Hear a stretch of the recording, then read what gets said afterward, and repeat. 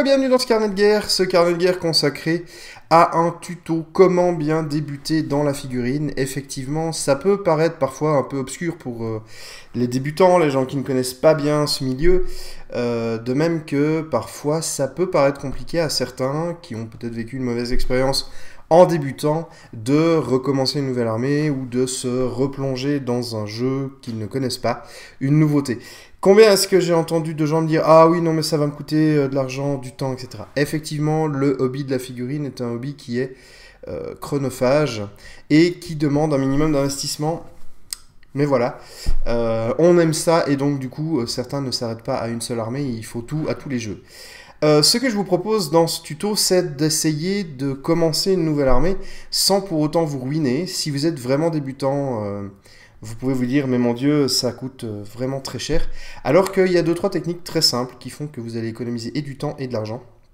Et je me propose de vous faire un début d'échantillon de ce qu'il peut y avoir. Je ne prétends pas avoir la science infuse, et si vous avez des questions ou si vous avez vos propres idées sur comment monter une armée de façon un peu optimale, laissez dans les commentaires, je serai ravi de les lire et je suis sûr que ça peut intéresser plein de gens. On va commencer par quelques règles très simples mais qu'il faut respecter si vous ne voulez pas vous planter. Règle numéro 1, renseignez-vous sur quel type de jeu vous voulez. Réfléchissez à qu'est-ce qui vous ferait plaisir. Est-ce que vous voulez du médiéval? Est-ce que vous voulez du fantastique? Du futuriste? Du présent? Est-ce que vous voulez de la reconstitution historique? Que ce soit des figurines de la guerre de sécession, Deuxième Guerre mondiale, etc. Il y a un jeu de figurines qui existe pour à peu près tous les types. Il vous suffit de chercher, Internet est très prolifique pour ça. Vous avez la possibilité de trouver ce qu'il vous plaît. Également, pensez à aller regarder, à jeter un œil sur les divers Kickstarter, parce que ça peut vous intéresser, puisque pas mal de figurines, de jeux de figurines se lancent via Kickstarter. Ça évite d'avoir des déconvenus si jamais le jeu ne se vend pas. Et donc du coup, première étape, renseignez-vous sur quel type de jeu vous voulez. Prenez le temps. Je sais que c'est difficile pour des passionnés comme nous, parfois, de prendre le temps, mais c'est important si vous voulez vraiment arriver à quelque chose sans vous ruiner. Prenez le temps de regarder qu'est-ce qui vous ferait plaisir. Quel type de figurine vous plaît également, parce que ça va être important, vous allez passer du temps sur vos figurines. À les monter, à les peindre, ça va pas juste être 5-10 minutes. Donc faites vraiment la démarche de regarder ce qu'ils proposent, quelles figurines vous plaisent, quel type d'univers vous plaît. Il y a également souvent un starter au niveau des règles pour débuter. Je prends Briscard, il y a les règles de base qui sont sur le net. Il y a plusieurs jeux comme ça qui ont les règles sur le net en gratuit. Pas forcément les règles exhaustives, mais vous avez déjà un bon début. Savoir si ça se joue avec une brouette de D10, quelques D6, un dé bizarre, voire pas de dé du tout. Malifaux par exemple, c'est un jeu de cartes. Donc ça peut parfois un peu surprendre les gens, mais ça peut être intéressant dans la démarche de qu'est-ce qui vous ferait plaisir. Une fois que vous avez trouvé votre jeu, point 2, essayez de trouver une communauté. Si à côté de vous, il n'y a pas de joueurs, vous allez être un petit peu embêté parce que c'est pas toujours très cool. À moins que vous ne vouliez faire que de la collection, que monter une armée pour le plaisir des yeux. Mais le jeu est quand même important pour beaucoup. Donc du coup, essayez d'avoir une communauté à côté de vous. Si vous n'en avez pas, ça veut dire qu'il vous faudra en créer une, entre guillemets, mais ce n'est pas le but de ce tuto. J'en parlerai peut-être dans un autre tuto. Quoi qu'il en soit, une fois que vous avez trouvé votre communauté, posez des questions, renseignez-vous sur le jeu. C'est encore plus important que ce que je vous ai dit avant, parce que c'est quand on va tester le jeu qu'on va savoir si ça nous plaît vraiment ou pas, et si on est disposé à investir du temps et de l'argent dans le dit jeu. Posez des questions. S'il y a un forum de la communauté que vous avez trouvé, posez des questions. Demandez-leur comment ça se joue, quelle est la durée des parties, quelle surface il faut pour jouer. Posez toutes les questions qui vous viennent à l'esprit, les gens seront ravis de vous répondre. Si vous avez un magasin qui propose le jeu que vous désirez, allez demander des initiations. La plupart des magasins vous proposeront des initiations au jeu, ou alors le club, la communauté que vous avez près de chez vous, sera ravi de vous initier et sera ravi d'avoir un nouveau joueur potentiel. Je crois je connais pas une seule communauté qui n'a pas envie d'avoir des nouveaux membres. Donc du coup, allez demander des initiations, 2, 3, 4, même une dizaine d'initiations si vous hésitez.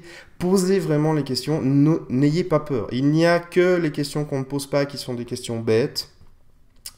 Prenez le temps de poser votre jeu, de savoir est-ce que ça me plaît vraiment, est-ce que la taille des figues c'est ce que je veux, est-ce que j'ai de la place aussi pour entreposer mes figurines chez moi, parce que bah oui, je veux dire, alors, certaines armées c'est des petites boîtes, je prends Briscard, il y a 4 figues, ça va, Warhammer 40 000, vous avez des étagères complètes. Je parle de ces deux jeux parce que je vais vous proposer un truc à la fin à propos de ces deux jeux, pour vous montrer un peu comment on peut faire. Une fois que vous avez vraiment commencé, enfin vous avez renseigné sur le jeu, vous avez testé, vous dites c'est bon, c'est ce jeu-là que je veux commencer, que je veux faire. Ça, c'est une période qui peut prendre jusqu'à 7-8 mois. Hein. C'est pas... Ne soyez pas trop pressés. Évidemment, si vous avez des copains qui vous proposent des trucs et que vous testez et que vous tombez fou d'amour là-dessus, ça va être beaucoup plus court. Mais si vous voulez vraiment faire la démarche au complet, ça peut être une période qui est relativement longue. Une fois que vous avez choisi votre jeu, bah, il va falloir commencer à faire des achats. Et on va parler pognon. Donc si vous n'aimez pas ça, quittez la vidéo maintenant. Sinon, continuez. Alors, il y a plusieurs moyens pour commencer les jeux. Soit vous achetez tout d'un coup, soit vous n'achetez pas... Enfin, vous achetez juste ce qu'il vous faut très sélectivement. Vous êtes conseillé, etc. Moi, ma méthode, disons, optimale, c'est une méthode qui va mélanger achat, peinture et jeu.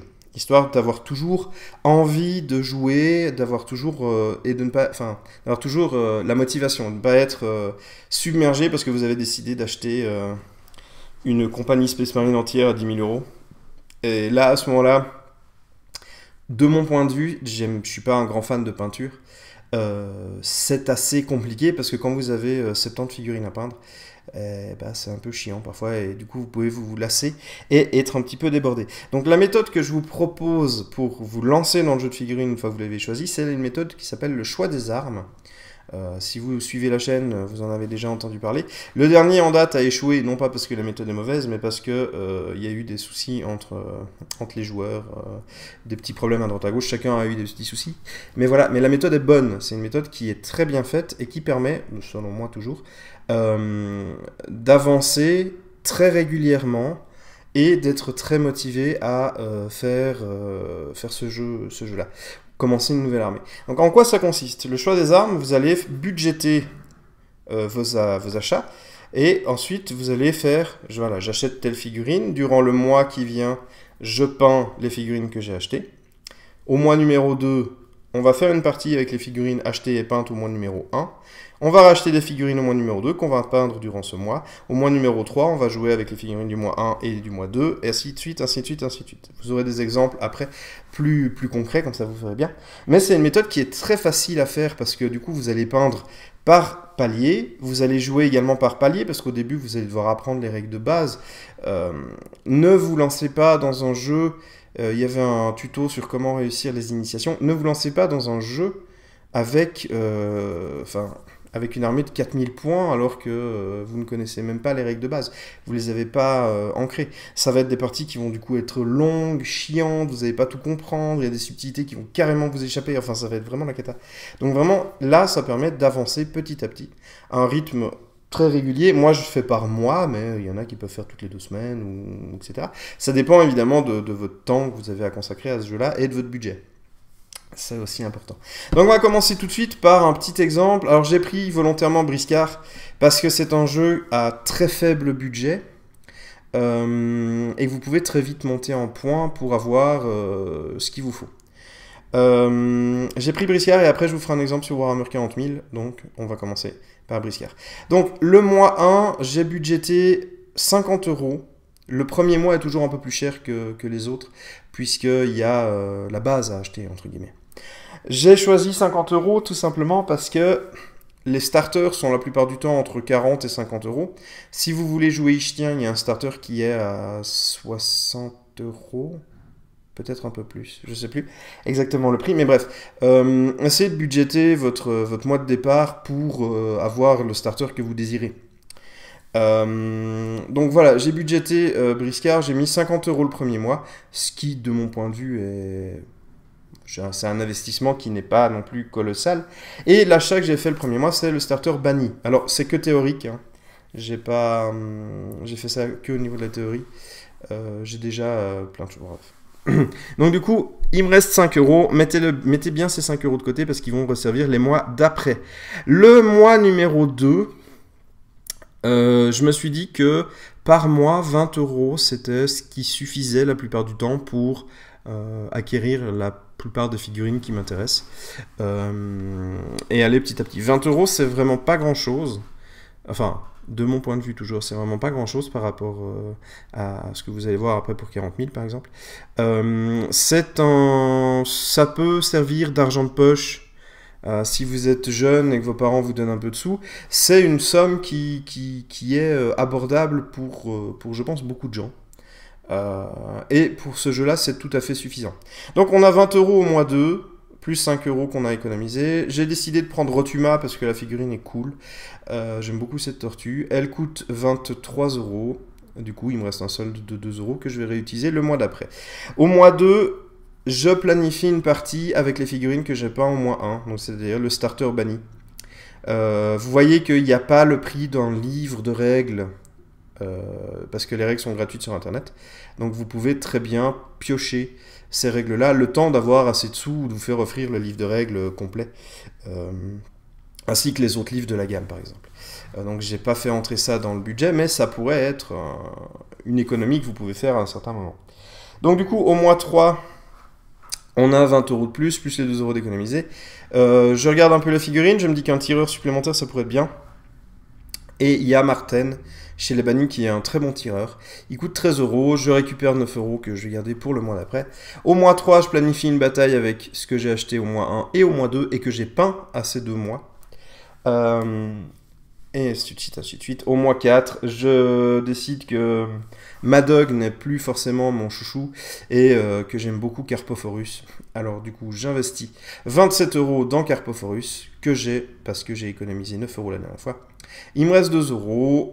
Au mois 4, je vais jouer avec le mois 3, le mois 2, le mois 1. Si vous avez plus que le minimum syndical de points, ben, du coup, voilà, vous avez le choix dans les figurines, etc., etc.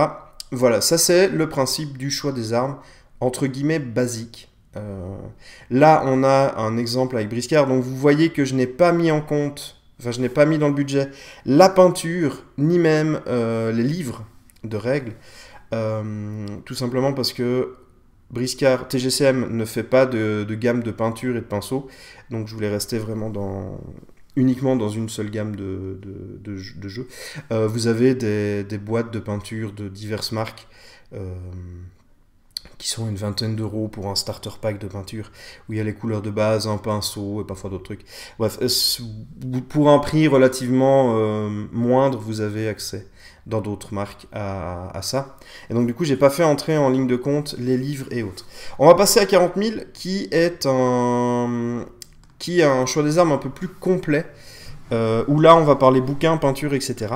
Alors, j'ai volontairement également commencé par une armée que j'ai commencé, en fait, mais que je n'ai pas terminé, entre guillemets. Mais là, je planifie un choix des armes pour faire des Space Marines du chaos. C'est aussi un choix volontaire parce que vous allez voir qu'au premier mois, j'ai un peu profité des offres. Donc, Warhammer 40 000, mois 1, le budget, vous voyez qu'il est carrément le triple que pour Briscard, 150 euros de base. Et j'achète le lot de démarrage que vous pouvez trouver sur le site de Game Workshop. Ce lot comprend la boîte de base Dark Vengeance, je crois que c'est ça, une bombe de spray, et également la petite boîte démarrage avec des pots de peinture plus petits, un pinceau, une pince coupante, etc. Donc avec ce lot de base qui coûte 124,50 €, vous avez vraiment de quoi commencer entièrement le hobby. Au niveau du montage de figurines, vous avez la colle également. Ah oui, Briscard également, j'ai pas mentionné le prix de la colle par exemple. Vous avez vraiment tout ce qu'il vous faut pour démarrer vraiment comme il faut. J'ai mis 150 € de budget parce que c'est ce que j'avais fait à l'époque avec Warhammer Battle, où justement on avait fait un choix des armes qui s'était très bien passé. Et du coup voilà, dans ces 150 € de budget, vous voyez que je n'ai pas le codex Space Marine, pour la simple et bonne raison que La première partie que vous allez faire, ça va se passer au mois 2, et du coup j'achète ce codex au mois 2. De même que si vous voulez vraiment démarrer avant et vous familiariser avec les règles, la boîte Dark Vengeance contient un petit livret de début où vous n'avez pas besoin du codex. Et donc du coup cette boîte-là est vraiment très bien faite. Avec de très jolies figurines, je trouve d'ailleurs. Game Workshop fait de très bons trucs de starter. Hein. Y a pas, on va pas chier dans la colle. Il faut leur rendre ce qu'il y a. Ensuite, au mois 2, vous voyez que j'ai budgété par mois 50 €. Donc, ces 50 €, c'est ce que je mets par mois. C'est ce que mon budget me permet de mettre par mois pour avoir mes figurines. Je récupère les 25,50 € que j'avais mis de côté du mois 1. Et le 35 €. C'est quelque chose que je fais de temps en temps. C'est-à-dire que dans la boîte de démarrage Dark Vengeance, vous avez des Dark Angel et des Space Marines du Chaos. Les Dark Angel ne m'intéressent pas et du coup j'ai considéré que j'avais réussi à revendre ces Dark Angel 35 €. Alors vous pouvez la vendre à un copain, vous pouvez la vendre parfois même au magasin qui vous a vendu la boîte de base. Vous pouvez vraiment vous débrouiller pour ça. Moi je vous invite à revendre les figurines qui ne vous intéressent pas, ça vous fait économiser des sous. J'ai considéré que 35 € pour les Dark Angel, c'était pas excessif. Et du coup, j'ai mis ça de côté. Ça me permet d'acheter le Start Collecting Space Marine du Chaos, qui est une boîte à 65 € contenant un Metabrutus, un Seigneur Terminator et des troupes de base, je crois. Plus le codex Space Marine du Chaos. Le tout pour à peu près une centaine d'euros. J'économise donc 12,50 € que je reporte au mois d'après. Avec la boîte de démarrage Warhammer 40 000, eh bien, on peut faire une partie, apprendre à jouer. Vous avez le livre de règles qui se trouve dans la boîte de base, donc vous avez tout ce qu'il vous faut pour jouer. Vous n'avez pas d'achat supplémentaire à faire au niveau des bouquins. Ça peut tout à fait suffire. Après, si vous avez très envie d'avoir les livres Warhammer 40 000 en rigide, en grand et en format règle, qu'est-ce qu'il y a? Règle, univers, et je ne sais plus quel est le troisième. Ça, vous pouvez l'acheter. Moi, j'ai considéré que je n'avais pas besoin de ça, vu que j'avais déjà des trucs à la base. Mois 3, je récupère donc 62,50 €. J'ai très envie d'une boîte de Terminator, parce que les Terminators, c'est trop bien. Je la paye, elle est 36 €. Donc voilà, j'économise encore 26,50 €. Au mois 3, on peut faire une bataille de bonne taille déjà, hein, puisque j'ai le Start Collecting et les Space Marines du Chaos de la boîte de base, ce qui fait quand même déjà une taille tout à fait respectable pour jouer.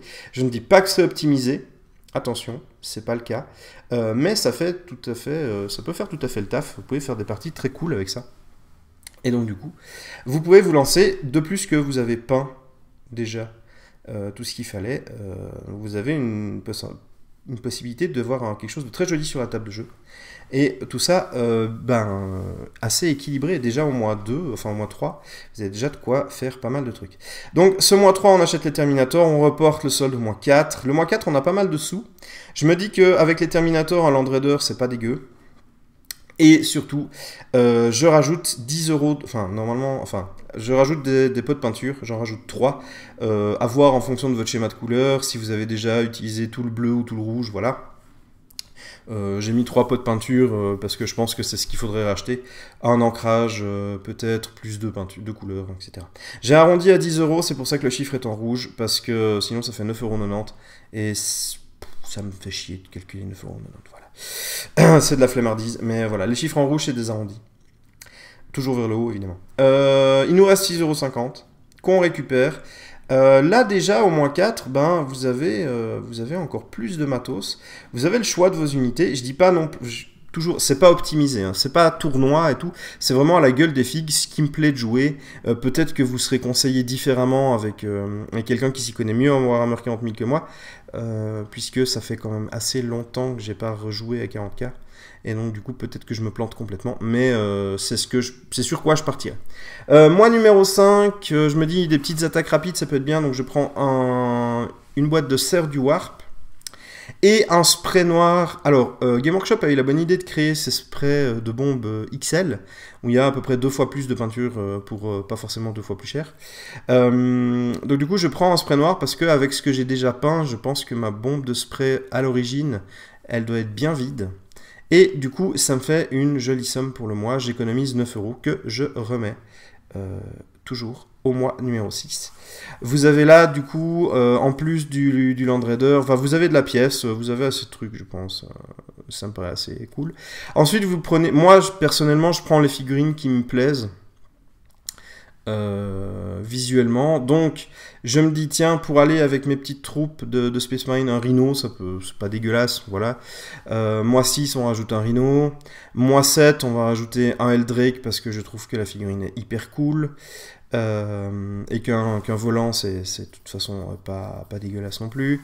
Le mois 8, je rajoute un Ferrocerberus ou Ferrocentaurus. À choix, c'est la même boîte, donc ça reste le prix. Et le mois 9, votre copine accouche, parce que vous avez commencé votre armement en même temps qu'elle est tombée enceinte. Et pour vous faire plaisir, vous prenez la boîte de Prince Démon en kit. Vous pouvez faire plusieurs types de Prince Démon, qui est vraiment, vraiment une boîte que j'adore. Et Abaddon, parce que ça claque. Voilà. Et puis évidemment vous économisez, enfin vous avez encore des sous de côté. Et pour remettre au mois 10, où là vous pouvez racheter des persos, une troupe, un truc, un machin, gonfler vos troupes déjà existantes, etc. etc. etc. J'imagine que vous avez un peu compris le principe. Au niveau du choix des armes, je trouve que c'est un système qui est vraiment bien parce que vous pouvez le budgéter à l'avance également. Vous n'êtes pas obligé de faire ça au jour le jour, c'est-à-dire ah merde, moi X, ah zut, j'ai besoin d'une attaque rapide, ah machin. Vous pouvez budgéter tout le truc, et si par hasard vous avez des changements à faire, c'est pas impossible. Justement, vous vous dites, bah voilà, à la place d'acheter le Land Raider, j'aurais peut-être préféré prendre une attaque rapide qui fait des frappes en profondeur, comme les Raptors, les Serres du Warp, etc. Pour découvrir. Enfin, pour avoir une stratégie différente. Donc vous pouvez vraiment moduler les trucs. Le but, c'est vraiment de planifier les achats pour que ça rentre dans votre budget. Budget que vous choisissez, évidemment, en fonction de ce que vous pouvez mettre. Si 50 € par mois, c'est trop, et ben, vous divisez par 2, vous mettez 25. Ça va plus lentement, mais en soi, c'est pas non plus grave. Vous avez la possibilité de faire ça comme il faut, en fonction de votre budget. Alors on voit bien qu'entre du Warhammer 40 000 où on démarre à 150 € et du Briscard où on démarre à 50, sélectionnez aussi votre jeu en fonction du coût. Et ça c'est à l'étape 2. Demandez à la communauté que vous avez trouvé qui pratique le jeu, quel coût ça a, qu'est-ce qu'il faut que j'achète, qu'est-ce qu'il faut que je budgète comme il faut, combien estimez-vous par mois les achats pour faire quelque chose d'intéressant et que j'apprenne à jouer. Alors certains vous diront, bah voilà, moi je mets 150 € de figurines par mois, etc. D'autres, peut-être plus limite, vont se dire, bah, 50 € par mois et un départ de 150 €. Profitez, ensuite il y a 2 petits conseils encore que j'ai à vous donner. Profitez des fêtes. Si je sors cette vidéo maintenant, c'est aussi parce que si vous avez des étrennes à Noël ou que quelqu'un vous demande dans la famille qu'est-ce que tu veux comme cadeau parce que j'ai pas d'idée, dis-moi, vous avez la possibilité de lui dire bah voilà, j'aimerais telle ou telle boîte. 150 €, c'est une somme qui est conséquente pour beaucoup. Et du coup, profitez du fait d'avoir les petits bonus, que ce soit des fêtes, vos anniversaires ou n'importe quoi. Si vous avez un achat plus important à faire, là par exemple, c'est vrai que j'ai pas mis une dernière sortie Warhammer 40 000, c'était Magnus, je crois. C'est une figurine de grande taille qui est à 105 €, quelque chose dans ce goût-là. Ou alors un titan, un chevalier. C'est quoi, un chevalier impérial, etc. Vous pouvez profiter du fait d'avoir vos anniversaires, enfin votre anniversaire dans l'année, les diverses fêtes, ou j'en sais rien, la fête des mères, la fête des pères, la fête de ce que vous voulez, pour vous faire offrir les pièces qui dépasseraient votre budget. Ça, c'était la première idée, profitez vraiment. La deuxième, n'oubliez pas qu'il y a un marché de la figurine d'occasion, c'est très important. Vous avez la possibilité d'acquérir des figurines pour un coût nettement plus bas que des figurines neuves. Alors évidemment, parfois vous tombez sur un petit peu de la merde parce que vous n'avez pas fait gaffe et qu'il y a un lot de figurines qui est déjà à moitié peint, qui est dégueulasse, il y a des pièces qui sont perdues. De même que comme pour les jeux qui ont pas mal de modularité au niveau des armes, je reprends Warhammer 40 000, ben voilà, vous avez un blaster lourd à la place d'un fuseur, vous avez un lance-roquette à la place un lance-missile à la place d'un blaster, enfin, etc. Donc, parfois, la modularité n'est pas au rendez-vous, mais ça vous permet d'acquérir quand même beaucoup de figurines pour un coût moindre. Donc, si vous avez planifié votre budget Warhammer 40 000, par exemple, et que vous trouvez un Land Raider Space Marine pour 40 € en occasion plutôt que de le payer 60, ça vous fait économiser 20 €. Donc c'est pas négligeable non plus dans votre plan pour que vous puissiez après avoir plus de liberté avec l'argent qui vous reste. De même que sur sur le choix des armes Warhammer 40K, je n'ai pas acheté de pinceau supplémentaire ni de colle. Je ne sais pas quelle est la quantité de colle qu'il y a dans la boîte de base, mais un pot de colle, bah, ça se met... À la fin de mon choix des armes, il me restait 11 €. Un pinceau et un pot de colle, ça se case, à mon avis, relativement bien dedans. Au pire, si vous voulez reprendre l'exemple que j'ai, vous prenez une bombe de spray pas XL, et du coup elle coûte 13 € à la place de 20-50, et puis vous achetez un pinceau et un pot de colle. Enfin, je veux dire, voilà, donc vous pouvez toujours moduler les trucs pour que ça rentre dans votre budget. Bah, les deux petits trucs que je vous ai dit, donc les figurines d'occasion et profiter des fêtes, profiter des occasions pour vous faire offrir des plus grosses figues. Évidemment, maintenant que vous avez vu ça, vous dites « Ah, c'est trop bien ». L'histoire que je vous ai racontée là, c'est une histoire qui est un peu de conte de fées, puisque la plupart des figurines, ce sont quand même des gens qui sont passionnés. Et attendre un mois pour s'acheter telle ou telle figue, etc., c'est un petit peu parfois difficile. Donc j'ai bien conscience que d'une certaine façon, c'est un petit peu un conte de fées que je vous raconte là, où vous ferez preuve de patience et de persévérance. Et malheureusement, ça ne marche pas toujours comme ça, on fait des petits excès, on a envie de raccourcir les trucs, etc. Moi, personnellement, ce qui me démotive quand j'achète trop de figurines, c'est que je dois les peindre, et du coup, j'ai plus envie, et je perds un peu ma motivation, c'est compliqué. Également... Pour bien entretenir ce choix des armes, faites des parties régulièrement. Je planifiais une partie par mois, ce qui n'est pas énorme, hein. Une partie par mois, ça fait, pour Briscard, ça fait une heure et demie. Pour Warhammer 40 000, ça fait 3 heures de temps. Je veux dire, ça peut se trouver sur une soirée ou quelque chose comme ça. Et surtout, motivez-vous si vous avez une communauté. Vous faites un roulement, parfois vous avez un coup de mou, vous n'avez plus envie, donc... c'est quelqu'un d'autre qui tire en avant votre motivation. Peignez ensemble, discutez, créez-vous votre petit background perso pour votre armée. Ça peut être aussi quelque chose de très motivant. Et du coup, ça vous permettra aussi de bien commencer votre armée, parce que la motivation est importante. Certaines personnes aiment le modélisme, le jeu, la stratégie. D'autres aiment créer des histoires, etc. Trouvez aussi votre motivation pour commencer un jeu. C'est important. Et du coup, ça va vous permettre de garder cette motivation aussi tout du long. Et de ne pas désespérer à un moment. Vous pouvez pratiquer le choix des armes sur un nouveau jeu, sur une nouvelle armée que vous voulez commencer. Vous pouvez même pratiquer le choix des armes si vous avez déjà acheté, par exemple, vous avez déjà une armée de Space Marine, mais vous avez envie de rajouter des trucs. Seulement, bah voilà, budgétez bien, réfléchissez à comment vous faites les choses. J'espère que ce tuto vous a intéressé, vous a plu, vous a appris des choses. J'espère que vous pourrez utiliser ce que je vous ai dit dans ce tuto pour créer votre armée, commencer des nouveaux jeux un peu plus sereins, sans avoir la peur au ventre de vous planter. C'est pas courant que je demande ça, mais si ce tuto vous a plu et que vous avez trouvé que c'était intéressant, n'hésitez pas à le partager. Je m'en fous que vous vous abonniez à la chaîne ou que vous likiez, que vous mettez un pouce bleu, ça je m'en tape. Mais si ça vous a plu, partagez, ça peut lancer des vocations chez certaines personnes. Et c'est important parce que le hobby de la figurine est un hobby quand même relativement de niche. Et je pense qu'il est important de partager un maximum de choses pour aider les gens si jamais ils ont très envie de faire de la figurine. Lancer une vocation là-dedans, c'est jamais perdu. Voilà, je vous remercie, je vous souhaite de très bonnes fêtes. Si vous voyez cette vidéo avant les fêtes, si vous la voyez après, j'espère que vous avez passé de très bonnes fêtes. Et d'ici à la prochaine, eh bien, je vous fais tout plein de bisous et que les dés soient avec vous.